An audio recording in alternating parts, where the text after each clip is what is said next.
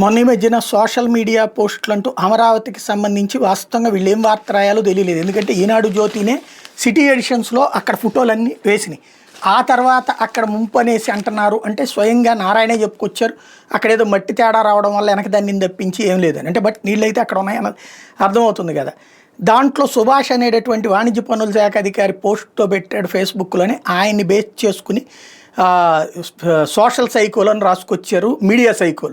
Media సైకోలు social సైకోలను రాస్తున్నారు. అది ఇక్కడ విశేషం. మీడియా అనే దాన్ని నీచ జర్నలిజానికి మార్చినటువంటి వాళ్ళు మీడియా జర్నలిజం గురించి నీతులు చెప్తున్నటువంటి నీచత్వం చేస్తూ ఉన్నారన్నమాట. అందులో ఆ సుభాష్ అనేటటువంటి అతనైతే హిందుత్వాన్ని వ్యతిరేకిస్తుంటాడు, ఆ జాతీయ భావాలను వ్యతిరేకిస్తుంటాడు. నేనైనా దాంట్లో వ్యతిరేకిస్తాను ఆయన. బట్ ఈ విషయంలో సుభాష్కి నోటీస్ ఇచ్చింది ప్రభుత్వం జ్యోతి వార్త ఆధారంగా. దానికి ఆయన రివర్స్ ఆన్సర్ ఇచ్చుకొచ్చాడు. ఏ ప్రాతిపదికన ఇస్తారు? నా ఫేస్బుక్ వాళ్ళ మీద అది నాది కాదు అని చెప్పేయచ్చు, కానీ నాదే అని చెప్తున్నాను. నా వ్యక్తిగత అభిప్రాయాలకు సంబంధించి ఎవరికో సమాధానం చెప్పుకోవాల్సిన అవసరం ఏంటి? ప్రభుత్వానికి ఏంటి దాంతో సంబంధం? ప్రభుత్వం అనే దాని గురించి నేనేం మాట్లాడలేదు.